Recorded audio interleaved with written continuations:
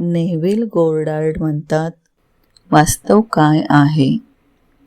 गृहीतकाच्या नियम संदर्भात वास्तव हे तुमच्या आंतरिक स्थितीचे केवळ एक प्रतिबिंब आहे. हे काही स्थिर किंवा निरपेक्ष नसते, ते प्रवाही असते आणि तुमच्या चेतनेद्वारे ते सतत आकारले जात असते. वास्तविकता आरशासारखी असते. तुम्ही जे सातत्याने सत्य मानता तेच तुमच्या बाह्य जगात तुम्हाला परत दिसून येईल. समजा तुम्ही आत्ता आरशासमोर उभे आहात. तुम्ही त्याच्याकडे पाहून हसलात तर तोही तुमच्याकडे पाहून हसतो. तुम्ही रागवलात तर तोही तुमच्यावर रागवतो. तो म्हणजे आरसा.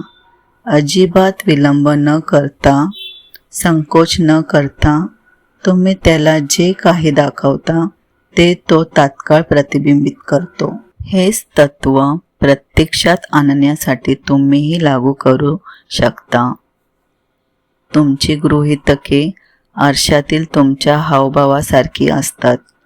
जर तुम्ही असे गृहीत धरले की मी श्रीमंत आहे, तर वास्तवात तेच प्रतिबिंबित होईल.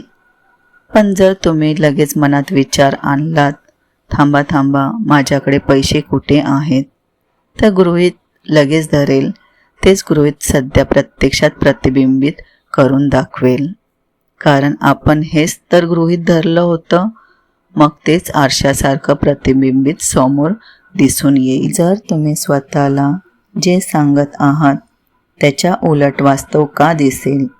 तुम्ही रागवलेले असताना तुमचे प्रतिबिंब का हसेल? हे आरशासारखेच आहे. म्हणूनच तुम्ही जे ध्येय ठरवता त्यावर विश्वास ठेवा. ठाम राहा.